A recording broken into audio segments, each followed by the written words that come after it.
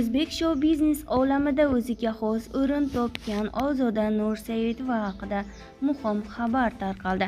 Assalomu alaykum, hurmatli tomoshabin, kanalimizga xush kelibsiz. Videorolikimiz ostida bir dona like hamda podpisatsiya tugmachasini bosib qo'yishni yodingizdan chiqarmang. Taniqli xonanda qachon birinchi zapretga uchragani va Surxondaryodagi janjal haqida gapirdi. Shuningdek, nima uchun oshqozonini oldirganini ma'lum qildi. O'zbekistonda xizmat ko'rsatgan artist Ozoda Nursaidova bu yil 50 yoshni qarshi oldi. 1994-yildan buyon katta sahnada ijod qilayotgan ijodkor ko'plab qiyinchiliklarni boshdan kechirgan. U tengi san'atkorlarning ko'pchiligi ijoddan chekingan, ammo Ozoda Nursaidovaning bunday niyati yo'q. Xonanda Inson qadri loyihasi uchun bergan intervyusida tashkilotchilarning o'yin qurboni bo'lgani va uning to'lovi xonandaga og'ir kelgani haqida so'zlab berdi. Birinchi daqiqa 2003-yili uchraganman. O'sha yili Xalqlar do'stligi san'at saroyida 13 kunlik konsert bergandim. Oradan bir oy o'tib, Ozoda seni yuqoriga chaqirishyapti, tushuntirish xati yozarkansan deyishdi. Ammo sababini ochiqlashmadi. Ayni o'sha kunlar Surxondaryo bo'ylab o'tkaziladigan konsert dasturiga yo'l olishim kerak edi. Uchrashuv qoldirilib, safarga otlandim, ammo o'shanda juda qiziq va tushunarsiz holat yuz berdi. Tashkilotchilar o'yin qilishdi. Chirchi tumanidagi konsert a'lo darajada o'tdi, ammo bizga kelishilgan pulni berishgani yo'q. Biz Toshkentga qaytamiz deganimizda yo'q, Termizga ham boring. Konsert boshlanmasidan avval ikkita konsertning pulini beramiz deyishdi.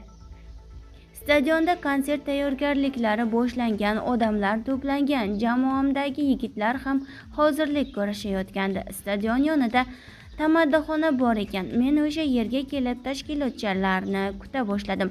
Afsuski, ular kelmadi. Pul berish tugul qo'ng'iroq ham qilishmadi. Keyin stadionda katta janjal bo'ldi. Keyin bilsam, aslida konsert emas, ana shu janjal kerak ekan. Amallab Toshkentga qaytib keldim.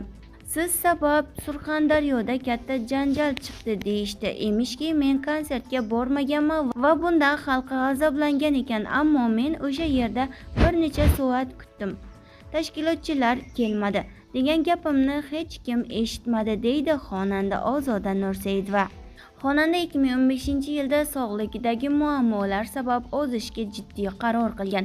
U intervyulardan birida shunday degandi: Turkiyada laparotomiya operatsiyasidan o'tib qaytdim. Anchadan beri qiynalayotgan professional kasallik bo'lgan qorin churrasini operatsiya qildirdim. Bundan oshqozonimning ham yarmini kesishga to'g'ri kelgan. Bugungi kunda qat'iy parhez tufayli deyarli oddiy suv bilan kun o'tkazyapman. Bugungi xonanda bir necha oy oldingi Ozoda Nursaidovadan butunlay farq qiladi. Xonandaning tashqi ko'rinishi 8 yil ichida katta o'zgarishlarga uchragan. Ozoda Nursaidova hozirda sog'lom ovqatlanishga amal qiladi hamda fitnes bilan muntazam shug'ullanadi. Xonanda onasining so'nggi damlarida uning yonida bo'la olmagani armon bo'lib qolgan. Shuningdek, uning o'limida o'zini aybdor his etishi haqida ham to'xtalib o'tdi. Onamning mazasi bo'lmay qolganida Andijonda to'yda edim. Ular shaharda yashay olmasdilar. To'y tepada turardilar. O'shanda onamning mazasi yo'qligi haqida xabar keldi. Singlim Nilufar bilan jiyanim Abdulloh keldi. Men esa yo'ldan kelganim uchun bormadim. Chunki har kuni deyarli skora chaqirilardi. Ana shunaqa vaziyat bo'lsa kerak deb o'yladim. Onamni olib ketishayotganida infarkt olganlar. Shifokor kislorod ulayman deganida kislorod yo'qligi ma'lum bo'lgan. Butun Nurafshon shahridan kislorod baloni topilmagan. Bektemirdan topilib olib kelishganida esa onam vafot etib bo'lganlar. Ular ko'p asabiylashish ortidan qandli diabet orttirib olgandilar. Qon bosimlari ham oshib turardi. O'sha kuni qonlaridagi qand miqdori ham 21 ga chiqib ketgan ekan. Menga xabar keldi. Keyin bordim. Armonim bor. Ularning so'nggi damlarida yo'llarida bo'la olmadim. Meni deb kasal bo'lgandilar, deydi Ozoda Nursaidova. Biz bilan qoling va kanalimizni kuzatib boring.